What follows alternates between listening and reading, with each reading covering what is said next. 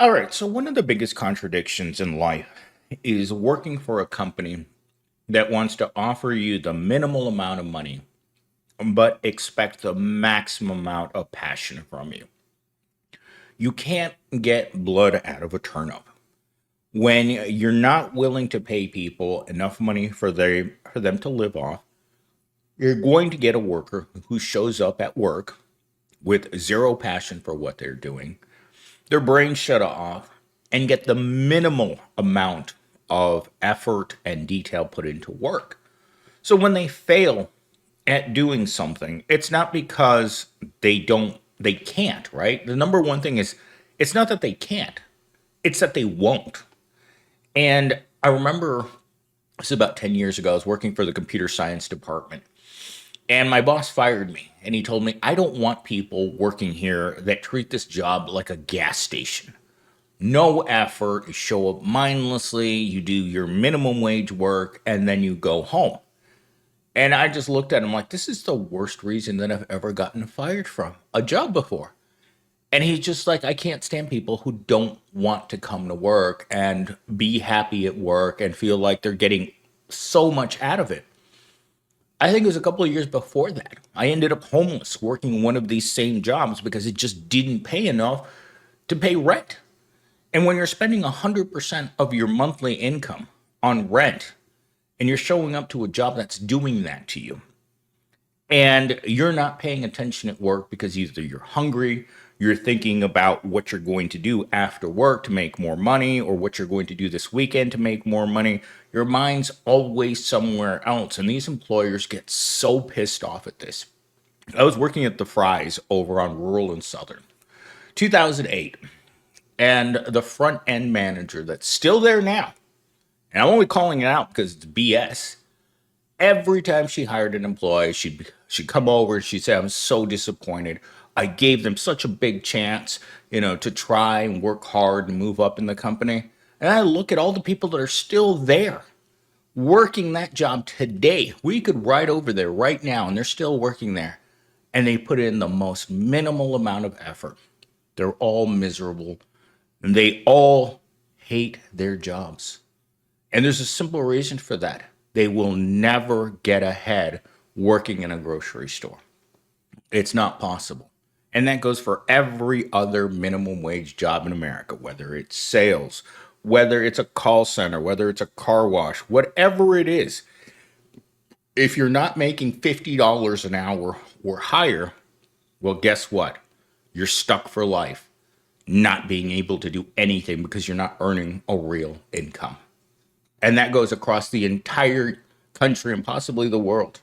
You're not being paid real wages. And so, therefore, you're not thriving at work. You're surviving in a job. And when your boss gets mad that you didn't do something or you weren't capable of doing something, chances are it was because you were doing so many other things. When you work at McDonald's, you got to make fries, you got to work the register and clean the floors, all simultaneously. And you think about that. You think about how hard it is to work that job and how little they want to offer you. Like they think that you can do miracles. In fact, McDonald's is one of the worst places, one of the worst offenders, along with Walmart, for low pay and then blaming its workers. In fact, McDonald's went so far as to create a guideline on how to spend your paycheck in order for you to be able to make it. The columns in which they put how much money you should spend on rent were absolutely ridiculous. It's like they expect you to live at your parents' house with your parents paying most of your bills, right? Oh, you should only spend $300 a month on rent. That hasn't existed in this country in what, 20 years? I mean, I think when I was a little kid, our rent at my mom's house was a 5-bedroom house and our rent was $400 a month. But think about that. I was like 6 years old. Today, rent hovers at $2,300 on average in this area. How are you going to pay rent? You don't. And that attitude kind of just like sinks into everything you touch as a poor person. You're angry that poor people are stealing food at the grocery store, angry that your workers aren't reliable, aren't good, and they suck at their jobs. Well, you have to look at the other variables in this equation. Isn't it hilarious how corporations pay you poverty wages and then wonder why you don't show up to work like it's a Broadway opening night? You're flipping burgers, stocking shelves, scrubbing floors for scraps, and your boss still wants passion. Capitalism really is the only system where they pay you nothing, steal your time, and then act betrayed when you don't clap for your own exploitation. Welcome to the wage cage, where the rent is high, the pay is low, and enthusiasm is mandatory. Oh my gosh. When I heard the word enthusiasm just now, it reminded me of mandatory fun when I used to work at the university. As with any job that I've ever had in my entire life, it's all BS. You show up, you do what you have to do to make money, and then you go home. But when they force you into mandatory work fun, like you can't not go to the holiday party. Like it's your presence is required, even though you're just gonna sit there and be miserable because you don't like any of the people you work with. That's really what it comes down. At the end of the day, most people go to Evil Corp and realize, I don't like this person. I don't like that person. I don't like that person. I'm here to do the minimal amount of work so that you'll pay me the minimal amount of money that you're allowed to pay me. And then I want to go home to my miserable apartment that I can barely afford. But sometimes that mandatory smile, as I've been told in numerous jobs, you can't show up to work and be depressed. It just doesn't work that way. You need to show up to work, and even though you're depressed, you're sad, you're feeling anxious and agitated, you got to show up to work and pretend that you want to be there. And this is something that I was told repeatedly when I worked at Walmart by the general manager. Is like, he would say every single day, I don't want a single person working in this building that doesn't want to be here. And every single time I laughed. And he hated the fact that I laughed. Because in his own mind, what you're doing there means something. You know why it means something? Because every time he sees you busting your hump, he's going to get a bonus. He's going to pull in that $150,000 paycheck. You're lucky to make $13,000. Tell me how you make a person making $13,000 a year care about work. You don't. Corporations love to act shocked when you're not passionate about making fries or folding shirts for $12 an hour. It's wild. They give you poverty wages and then expect you to perform like you're on a Broadway show. Newsflash, you don't get the Hamilton level enthusiasm for dollar menu paychecks. You get monotone, you get survival mode, you get workers who care just enough not to get fired. And that's why they had to implement the five strikes rule or a point system at any low level job. Tardy, get a point. Don't show up, get a point. Don't show up on a holiday where attendance is mandatory, 4 points out of 5. At that point, if you don't show up on a holiday, you're guaranteed you're going to be fired. Why? Because they don't care whether or not you would like to spend your holidays with your family and friends. They don't care if you want to spend your evenings at home. They don't care if your paycheck is stressing you out because every single week you've got to figure out how you're going to eat after Wednesday because you don't get paid till Friday, but your paycheck doesn't last that long. It's really what it comes down to is that workers are miserable. And when they screw up, what are you supposed to say? Oh, I'm paying you so much money to do a good job. No, that's not what you say. It's like, well, are they going to try harder the next time? No, that's not something that's possible. You can't make minimum wage workers care. It's impossible. It's a contradiction. You just can't. Anyone who's not making it, a person, again, making under $50 an hour, you can't force them to care. They show up every day because they need to eat, but that's it. You can't force them to care about a job that doesn't care about them.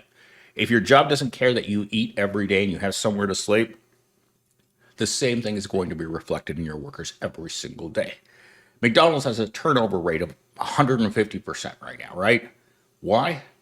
because the workers don't care. In fact, yesterday morning, I had a sales guy walk into my office and say, "Hey, MillennialSteam, so and so salesperson, they quit." And I'm like, I called up another person and I said, "Why do you think that Susie Rottencrotch quit?" And she's like, "Really?"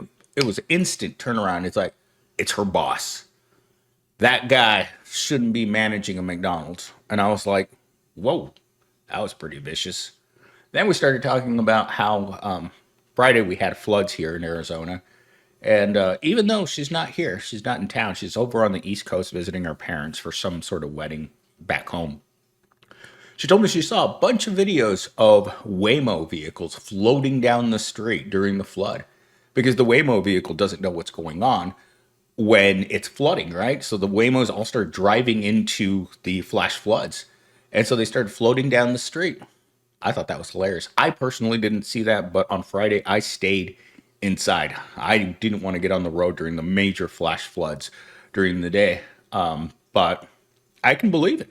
When I was driving home Friday, there were some areas where you could tell you didn't want to go in there. At the Mill Avenue Bridge by Apache, the one that goes right next to the hospital, that area must have been full with at least 5 feet of standing water because the parking lot had a foot and a half of standing water, and that wasn't dipped like that is. But yesterday I was driving to McDonald's too, and there was a broken water main on Mill between, let's say, between Broadway and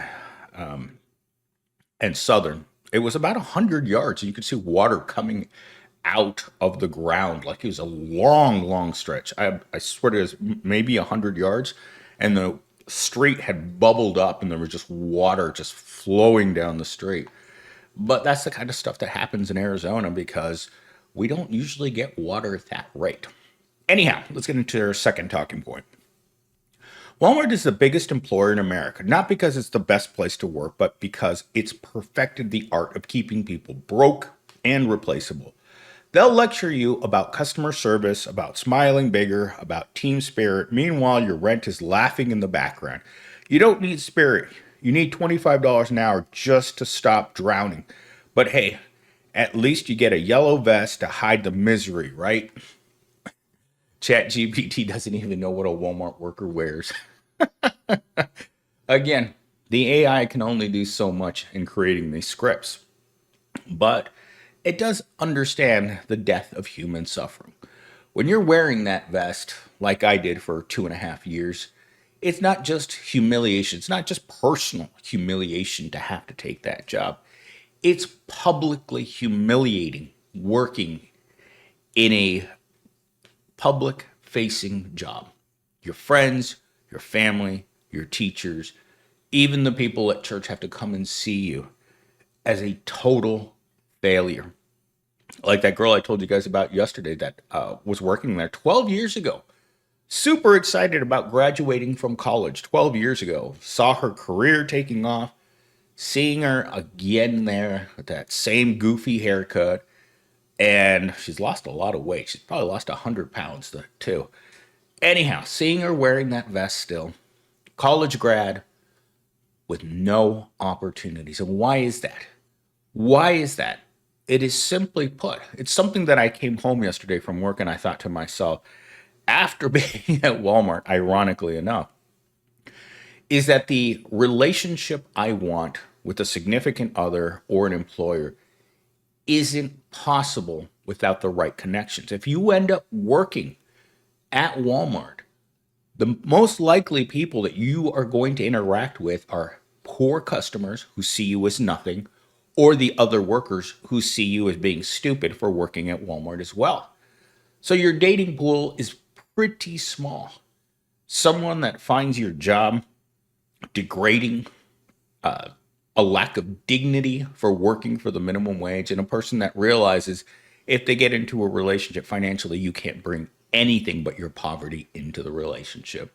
So nothing about being a poor person is how do I put this? Is desirable. In fact, last night I was watching one of my favorite outdoor channels, and Kelly came on and just spilled it on YouTube. how shorts ruined her channel. She went from making $10,000 a month because she has 600,000 subscribers to making nothing. And it's her only source of income. Imagine that, being 20 something years old, you're running a successful YouTube channel where your videos cost you thousands of dollars to make, right? Because she's in Costa Rica, she's in Georgia, she's in Colorado, she's in South America, she's in the Amazon. Every week she's in some foreign place, but she's not generating any income anymore because the shorts took away the long-term viewers, the long watch viewers, right? There's two types of viewers that we YouTubers like myself all have. We have the short people and we have the long content.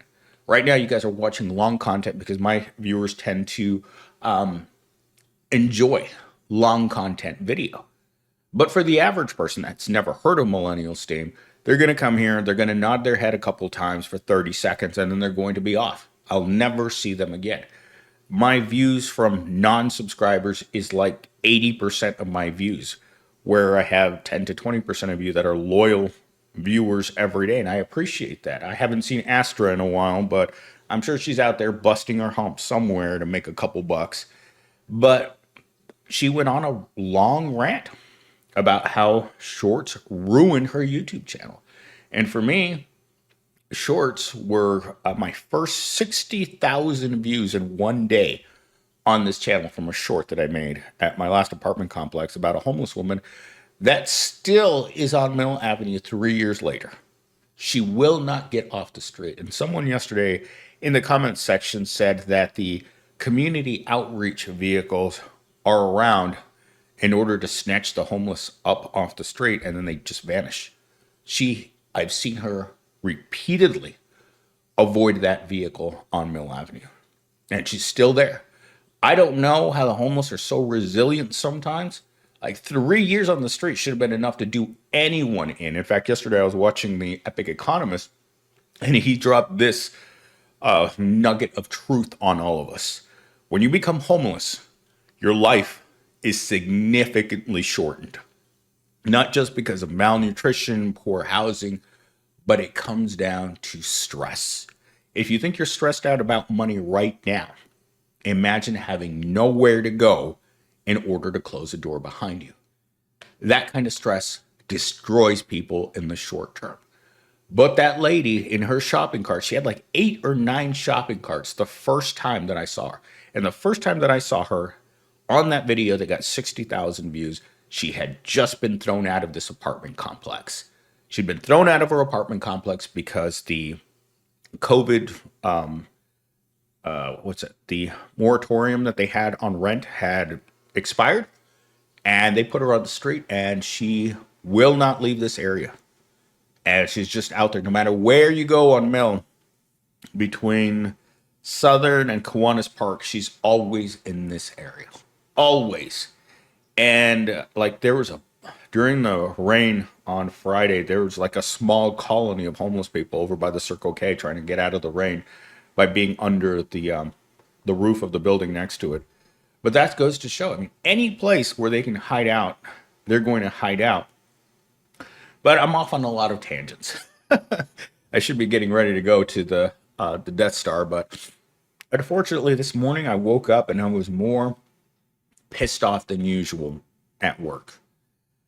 So let's be clear. If the corporations truly wanted passion, they'd pay for it. Until then, every fake smile and forced team spirit speech is just free labor in disguise. The truth is simple. Passion doesn't pay rent. Loyalty doesn't buy groceries, and devotion won't stop the eviction notice. So the next time your boss asks for more energy, just remember the only thing you owe them is the bare minimum for a minimum wage. And honestly, isn't that the most passion protest of all? I don't know. When I worked at Walmart, they had this expression, maximum effort for minimum wage. And when they said this, they would say this with a straight face. The supervisors, the managers, anyone in a uniform that didn't look like yours would say that expression. And you would look at them and like think to yourself, it's like, is that person mentally ill? Or do they really believe that? Because obviously You have other priorities in your life. To me, the minimum wage worker is already a homeless person. You're already committed, you're the pre crime to homelessness because what they've done is set you up to become homeless by offering you less than $50 an hour. No person making $16 an hour is heading towards a successful life, especially if you've already started your life. And by that, I mean you're not living at your parents, you've graduated from college, and you come out and someone has the audacity to offer you $16 an hour as a person who has some sense, right? Some skills. And they look at you in the job interview and they say $16 an hour. I mean, I literally had a friend a year and a half ago who went into a job interview for sales and they said this job pays $17 an hour. And she just looked at them like, how am I supposed to live? And they look at you in the job interview like, why would you ask such a stupid question in a job interview? We don't care how you live. We want you to show up in fancy clothes with a smile and you figure out what you're going to do with that money because it's not our fault that you had to take this job.